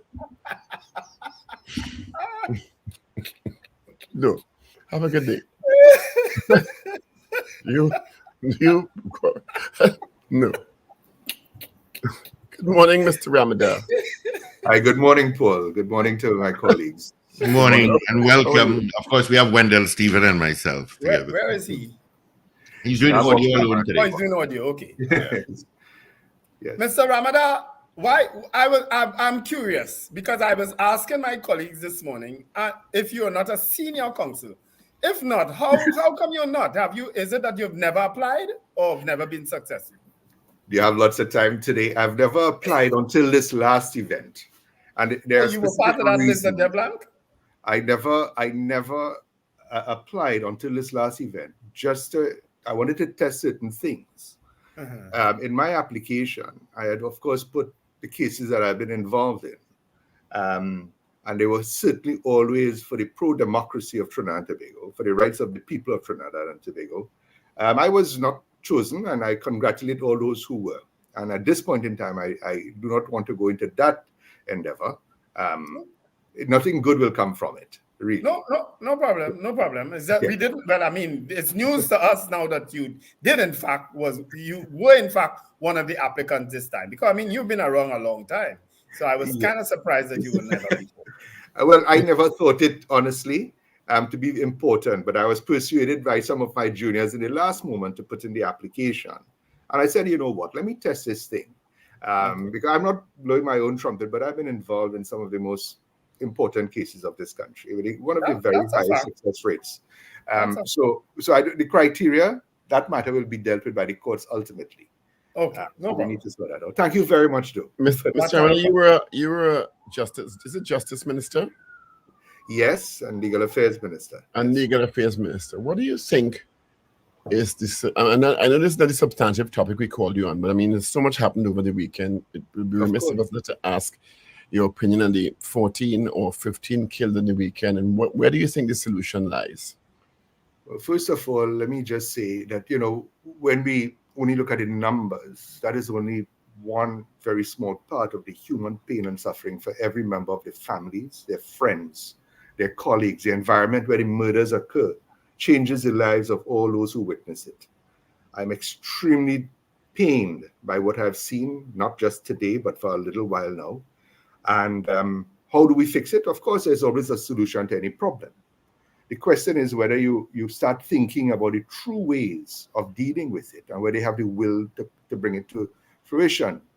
As a simple example, in Carson Field, we've seen a spate of terrible crimes, including murder a week ago. I'm just giving that as one example. The reason being that I had campaigned there in 2007. I know the people, and I know that the vulnerability of the environment. You know, I do not believe you need to solve 1,000 problems. But if you take one at a time and deal with it, you'll find that the perpetrators are the ones who do many of these crimes. And focus on one and go after it. And when you solve that, you will prevent many others. So I do not know if the police are now overwhelmed in terms of the numbers of murders, and therefore they spread themselves thin rather than go deep into an investigation and solve it. In terms of intelligence, and I just don't mean the common usage of intelligence, I mean intelligence in terms of information gathering. We now have the electronic means, for instance, that almost all the criminals work with cell phones. And this is no secret, that every cell phone as it passes any area is pinged, and therefore we know the location. Could we not use a very intelligent approach using the electronics now to see there is a commonality, 3 or 4 cell phones in an area at the relevant time of the crimes, and start there as a starting point? Don't tell me that, you know, you don't have information. You have to go out and get it. It doesn't fall in your lap. It takes work. It takes effort. Now, I will remember in Dolcetti's day, the state took a position that we're going to make an example, and they put the resources of state into that.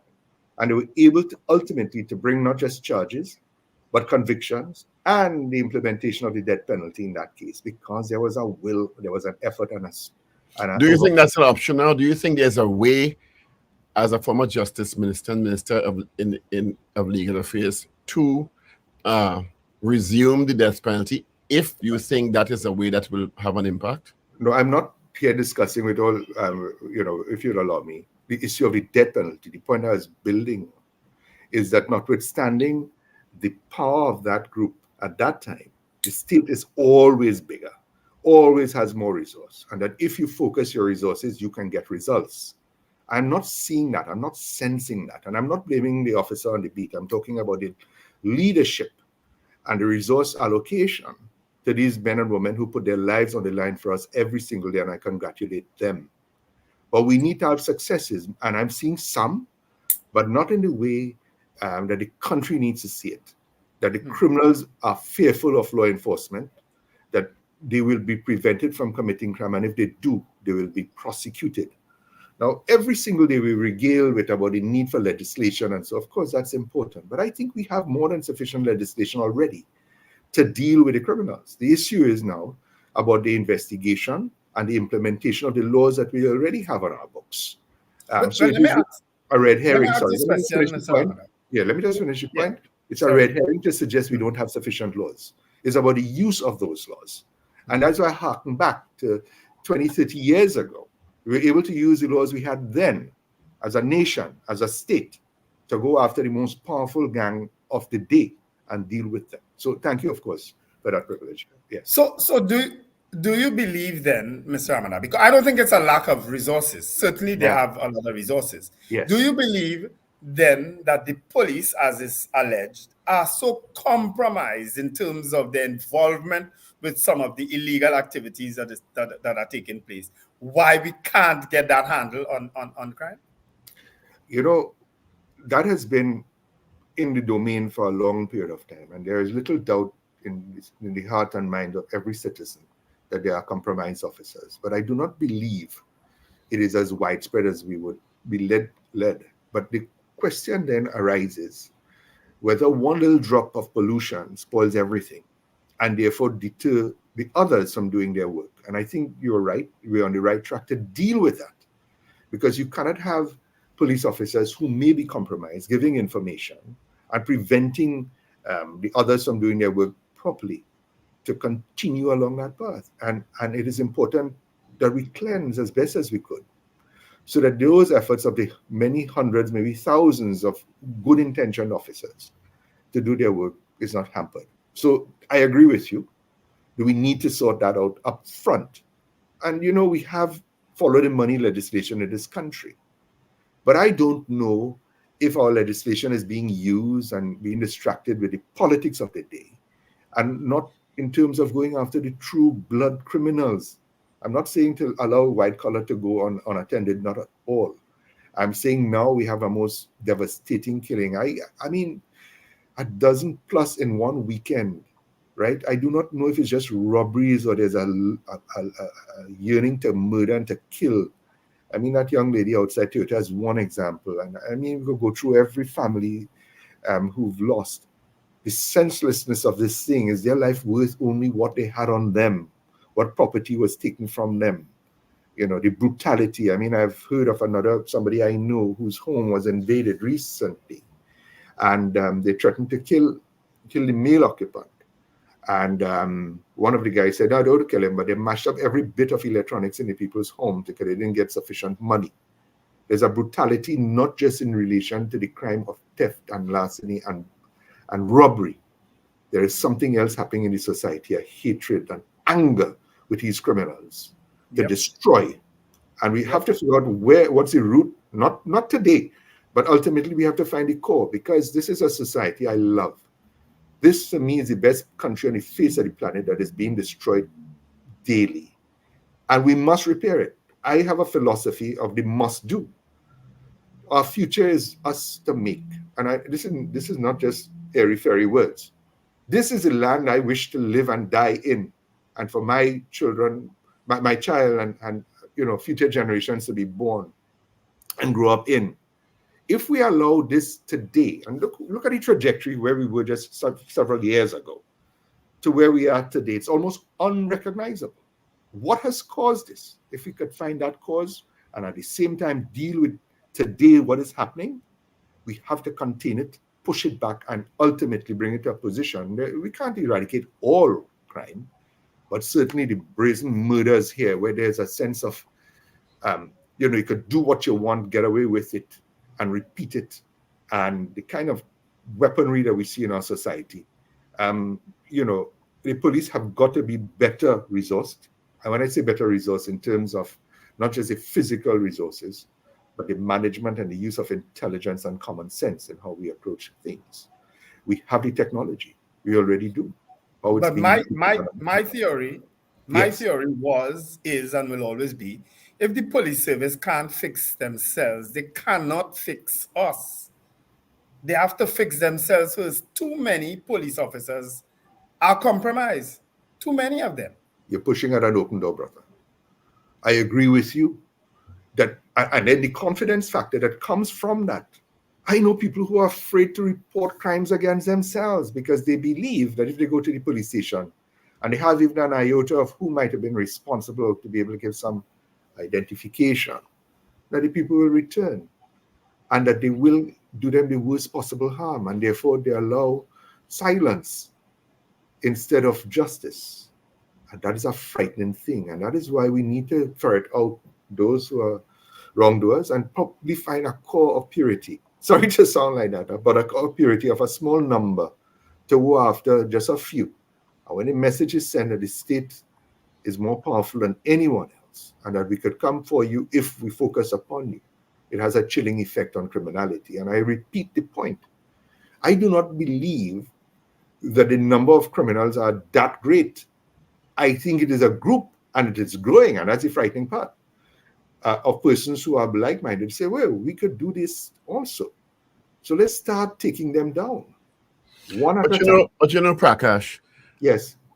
When you think about the entire thing, you said go against the white-collar criminals, but the blue-collar criminals, the ones on the street, are the ones that are clearly causing the carnage. If you look at a murder rate of 600 or so, or 500, and out of those, 2/3 are gang-related, they're dying by the 200 and the 400, 300 and 400 every year. One of the real issues in this country, to me, is an inability or unwillingness to go for and arrest and prosecute the white-collar criminals who are driving the importation of the drugs, driving the importation of the illegal guns. Unfortunately, the little black boys in the streets are the collateral damage to those people, but no one seems to have the will or ability to go after those people who have the ability to bring in containers, not search with the illegal guns and drugs, and people seem to be afraid to say it in this country. Yeah. But which is where the police service is compromised, in my opinion. Some members of the TTPS are compromised because they are protecting. No, but let them deal with the question. Let them deal with the question of the white collar criminals that have largely gone unarrested in this country. I want to say something. That is definition of color of crime. We have to get rid of that because Paul, you hit the nail on the head. We've had the discussion before years ago that those who believe that they are at a certain point and deal from the air condition office giving instructions and so on, the importation and so on. That's a white collar crime. That is blood crime because the consequence is the same. When we were in government, we had pursued vigorously the plea bargaining, and part of the concept of that is that once you get evidence, even at the lowest level, like how we dealt, when I say we, law-abiding citizens in America dealt with the mafia.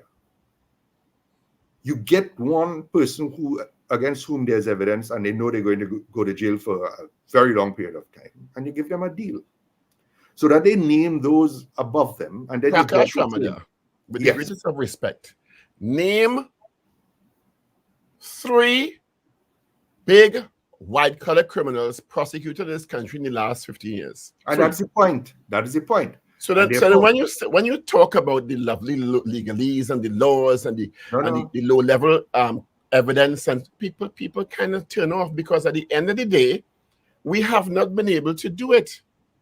And why is that? And that's you asked me, you was in government. You answer the question. And that is why I'm telling you what was done. As a step in that direction, we have to learn from other societies who've been through the murderous uproar and the steps put into place. And I was making the point that you just wish it away. It's a hard job. And therefore, the plea bargaining was critical to that end. Whether it's been used to that end is another matter altogether. So it is about legalese. And that's why I made the point earlier when we started. This thing about we needing more laws. We have more than sufficient laws already if it is properly used. And the intelligence I spoke about is using these, and that is one of several steps or one of several platforms upon which you could launch an attack on crime. I agree 1,000%. So that those who let me just finish the point. Those who finance this high-level importation of drugs and ammunition and guns, and the issues, as my friend has indicated too, about compromise, not just the police, right? Things will just come in so. They're blind eyes that are turned against the reality. When we came into government, and I'm not going to defend alone what happened from 2010 to 15, we found that there were no scanners on the port. It is we who put that in against a lot of objection, a lot of difficulty. We are the ones. And then suddenly they switch it off and they do things. And then in the prisons, they have, the electronics that were put in. It's about those who control it. So we have resources, and you made the point. The resources are there. It's about the use of it and the overarching command of it and the oversight. So you don't just leave one person with responsibility, but you have several eyes on the same issue, so that if there's compromise in one area, other eyes are looking to see where something is going on here. And we need to look at that in terms of the independent views and not just leave it up at a ground level to deal with issues. There is a responsibility hierarchy in the country. And that if at certain levels there's failure, then the highest level always must take responsibility and be held accountable for it. And that is where we are. So in terms of white-collar crime, I was making the point, you see, it kind of sanitizes it, but I am a firm believer in those who cause death must be responsible for it. The blood are on the hands of all those who participate, who gain from it.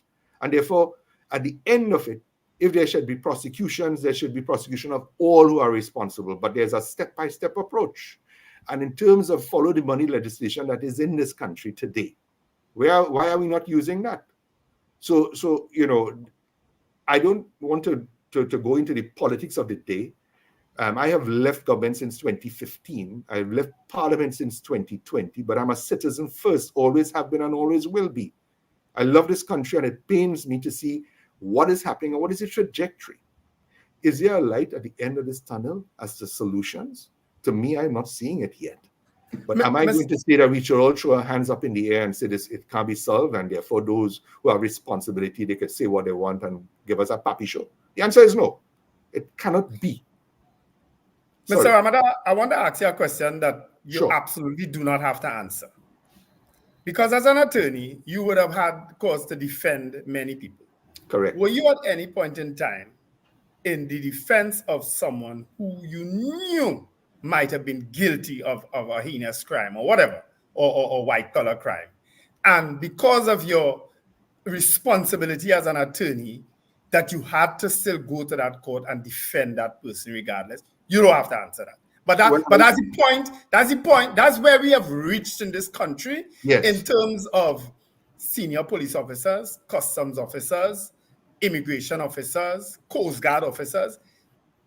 The compromising of what is taken, and I want to include politicians too, right? Absolutely. Protecting some of these people who are involved in these issues. It is all about money at the end of the day.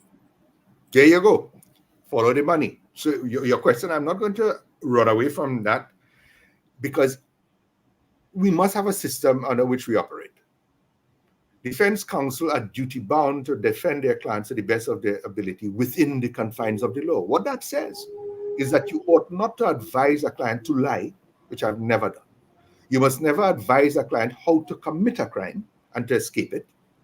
Your duty is to defend. The prosecution's and state duty is to produce the evidence, and the court system, including judge or jury, is to ultimately decide on the innocence or guilt.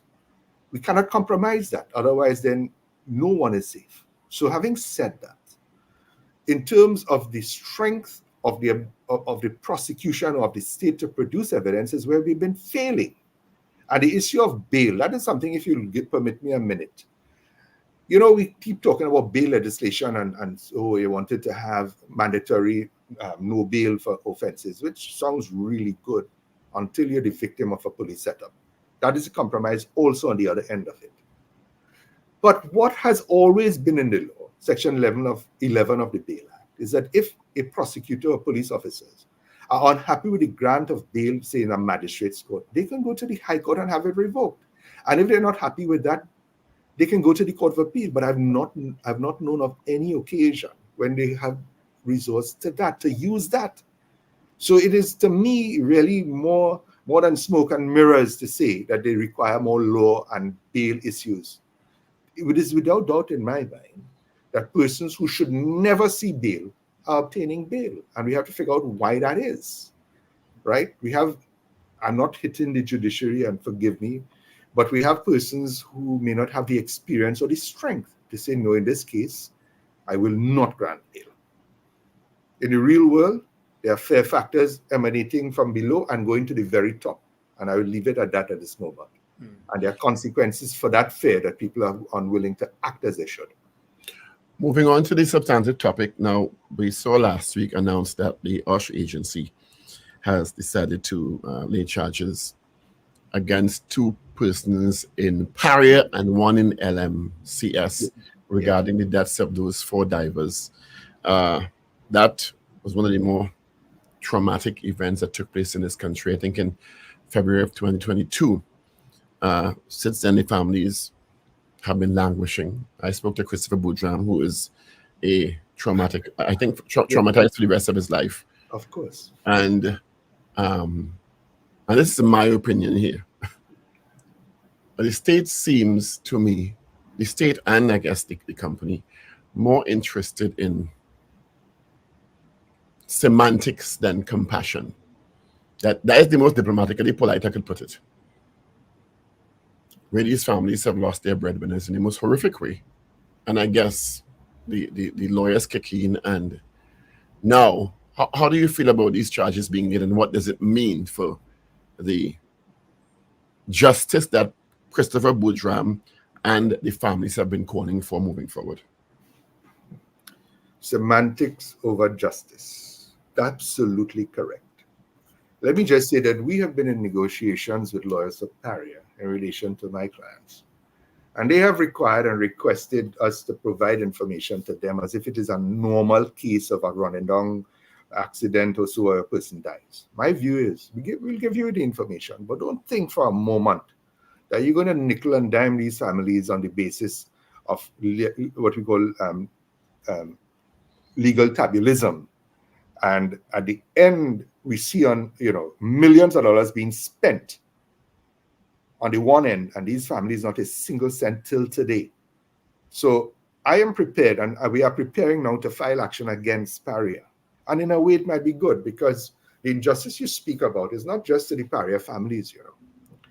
It will be shocking and shameless if the country knows the sorts of award that are given to persons who die as a result of an accident. It will be shocking to know the loss of a limb, how much a court will provide, what the expectation of life value is in this country. And the Privy Council has sent messages already in cases that the awards are too low. We don't value human life here in the courts. But let me ask a question. Could this have been settled out of court?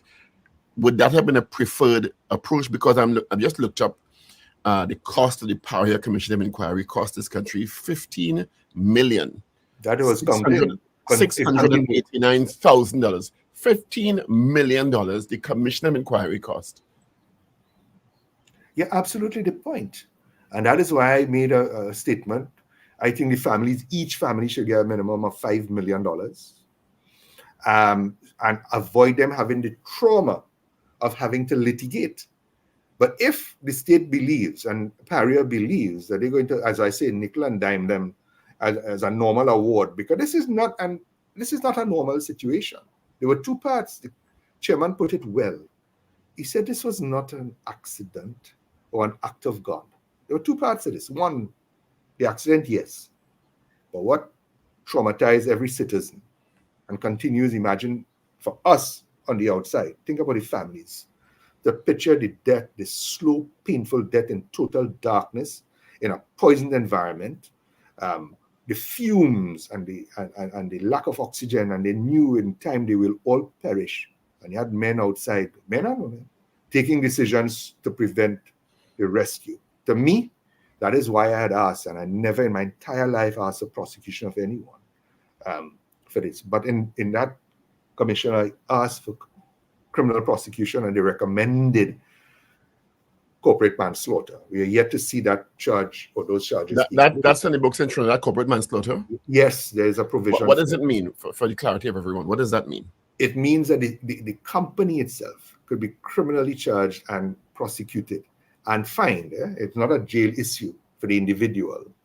But at least it sends an incredible message that apart from the civil liability that you will incur, that you could be criminally prosecuted, and you could have consequences of serious fines being imposed on a company. Because Paria is not the only one that shows a complete disregard for human life. There are others I'm dealing with, and I will come in due course. And I could tell you in the Commission of Inquiry, I referred to one incident. And guess what? One of the largest law firms came after me, right? Pre-action protocol to sue me for libel and slander against a very large company, I tell them, bring it. They have well, not. in the UK scenario, and I'm not too familiar with the laws in Trinidad. Let me just give people some context.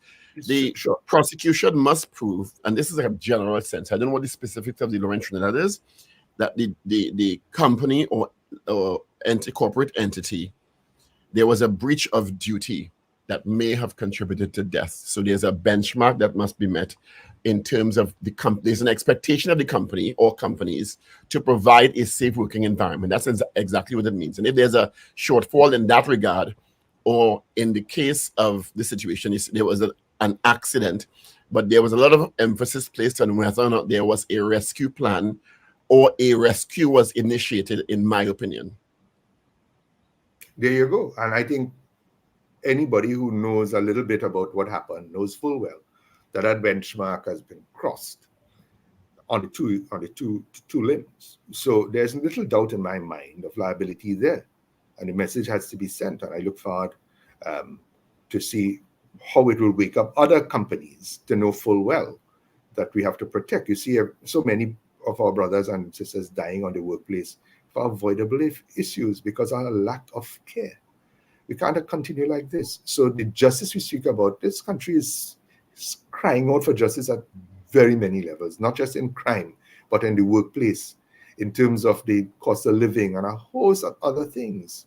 I am roiling on the inside the level of injustice, and I do my part where I can. And I think a larger picture has to be created in the minds of, yes, we can fix things, and we must do it step by step, industry by industry, environment by environment. The most damaging one right now is the criminality. But that is not the only injustice in this society. When these families have seen the level of payment to lawyers, and I'm a lawyer, I'm not begrudging my colleagues, but where's the parity involved in this, literally, right? When not a single cent, and you see millions, and the number you call is only part of it, I know.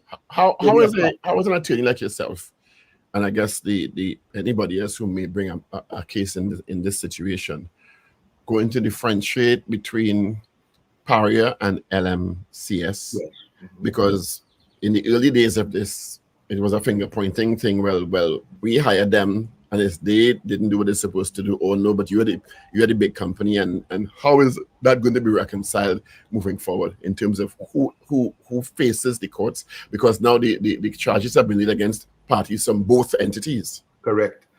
So you sue both sides. And there's a judgment that we call, jointly and severally liable. That's the position. At the end, once the court makes an award, let them fight it amongst themselves or between themselves as to what happens. But you sue all those who are liable. And so that is not a hindrance to prosecuting the case moving forward in the civil courts. And if it is, as I repeat, we're going to be, niggling with these people and taking as if they are, begging for something. They're not. They're victims. They're breadwinners who went out to earn a noble living to support their children and their families. They're now without over 2.5 years without any compensation whatsoever, while the lawyers, fiddle and the families are burning. So there will come a time very soon. We are preparing ourselves to proceed to court and let the court, and it may very well be the case to reset the value we put on human life and limb, because it's way too low in this country. When you could have the loss of a limb, for instance, you get $200,000, but a person's who, and rightly so, bring an action for libel and you get close to $1 million. You ask yourself, where's the balance here? How do we determine a person who is maimed for life and a person who may have their name insulted, and they're entitled to proper compensation, but you get 200 on the one end and close to $1 million on the other. But ultimately, who has that call, Mr. Ramada? The courts. Because these families are not of means. So the more they go to court, the more this matter stretches out in the court, is the more costs they will have to pay eventually at the end of the day. I guess will have to come out of the compensation. Brother, you hit a nail on the head. And you only pay costs if you lose, right? Mm-hmm. And in this particular case, I and my little crew of lawyers, we have undertaken not to charge a single cent in this matter, wherever it has to go. But this has got to be exceptional. But we need to set new parameters, new values in the society. And if this is the case, that we need to reset how we value human life and limb, let it be that. Let us move forward. And I ask all those who are willing to assist legal-wise, we are open to further assistance moving forward. But it shouldn't be left at that.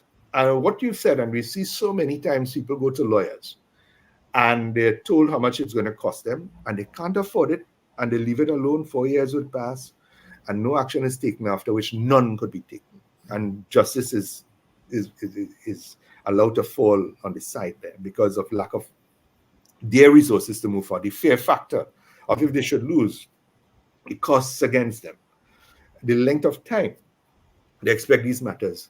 So a lot of people are deterred from approaching the courts.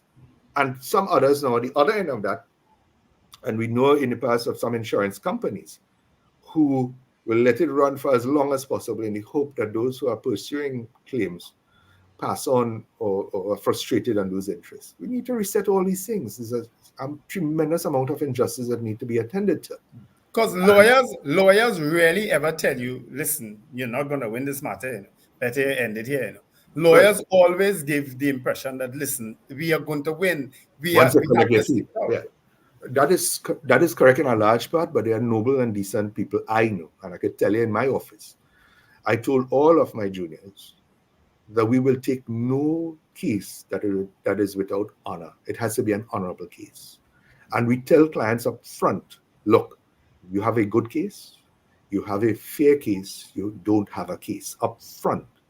Not to take fees from them and allow them to go down the road, because you get all the while, and at the end, when they lose, which is obvious when the judge gives his judgment, that they never had a case to begin with, the lawyer just say, oh, well, that's the court. If you want, we could appeal it.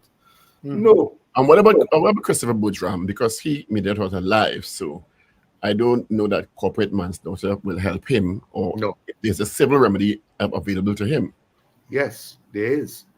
And I mean, I've spoken to Christopher and I'm very sympathetic to him because the emotions that he would have, anyway, I don't want to go into his personal circumstances, but no human being should have to undergo what he did and then face the infamy of a state-run entity not trying to deal with him, because he has needs. And I don't just mean his physical, food and the basics. No, the greater needs that he has.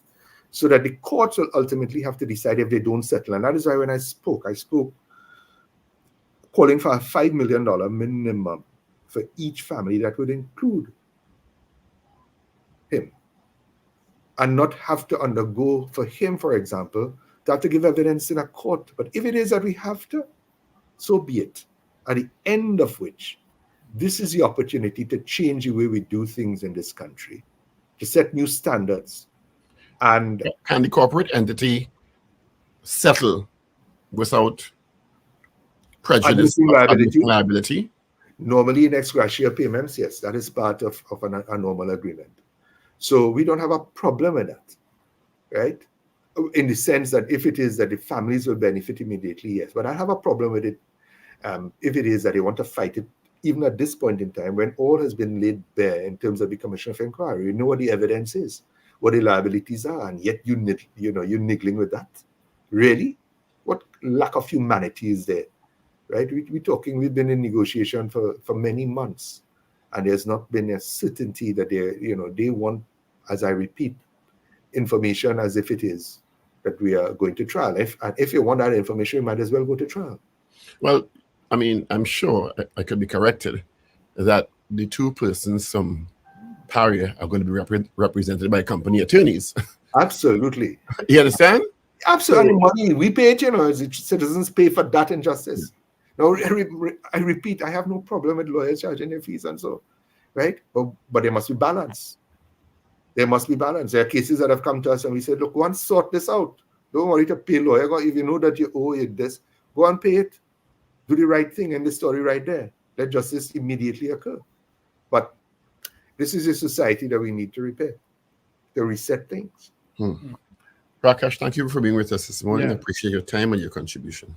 I thank you all for the work that you continue to do and the privilege to be with you and Trinidad and Tobago this morning. God bless. Take care, Mr. Ramadan. Thank you so much, Mr. Ramadan. All the best to you. Bye-bye. Mm-hmm. Right. That, of course, was attorney at law, former member of parliament, former minister of justice, Prakash Ramadan. It's just sometimes I wonder in this country. That's what I would say. You wonder. I think I've had enough personal experiences now to last a lifetime and more with all these different matters, because I've had legal issues, I've had police issues, I've had political issues, I've had medical issues, I've had criminal issues. You name it, I've had issues. I can never seem to get an answer from officials who are either past or are present state in the legal system as to why this country is unable or seemingly unwilling to prosecute white-collar criminals. So we get an answer just now, but we shouldn't call it colors because of this and that, and one said dance on the rule. But nobody here seemed to be able to go after the Mr. Big, as the late Patrick Manning used to call it. Because the little boys can't bring no container. Yeah, see, he took white color as a color race.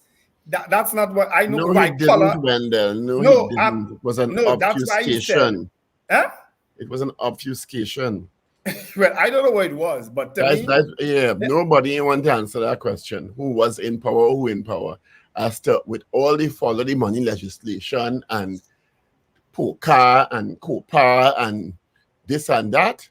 Because there seem to be people in this country who are on the wrong side of the law, who are untouchable. Untouchables, that's what they are. Untouchables. They are protected by politicians, by police. Protecting them, but they are untouchable. Yeah, they're protected, clearly.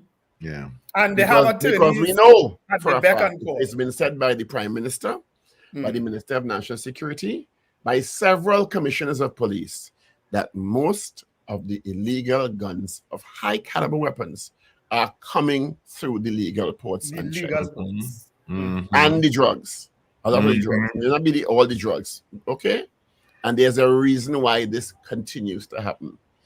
The Minister of Finance answered a question in the Parliament the other day and said an investigation is going to be launched into the port as to why this forklift just seemingly go out of control and run into the scanner all the time, or plenty times in the past. You understand? Yeah. There's a whole big container warehouse, but this thing just lose control. Paul, Steve, you remember? We all know the answers, Wendell. All of us in the country know the answers. We do every single answer to this question. Remember the other day, quite recently, every crime scene we were hearing that they found regiment issued thing or police issued ammunition. When last you hear that? And just stop hearing that just so? Wendell, Stephen, don't worry about that. Worry about these 70,000 wrongs that nobody knows going on. Yeah. It did disappear. That they no paperwork for when it came into the country. That they announced. Well, I don't know that they do have paperwork, Steve. There is. Well, you must have paperwork if you want to import anything. There is paperwork. What the paperwork leads to, we may never know. That's it. Because if they could say 70,000 wrongs, it means that there's paperwork. It had to buy from somebody. Exactly. You just had to hope now you're not in any position, not in any place where they spraying bullets. That's all you had to hope and pray for now. You will have a wonderful Monday. Be safe out there. Be careful. And be careful. Yes, please be very careful. Let God cover you with the blood of His Son Jesus Christ, including Ragoobarsingh. Folks, have an absolutely fantastic week. I'll be at Rumbox this entire week. Remember to let go and let God. All right, gentlemen, have a great one. Let's get into 8 o'clock news.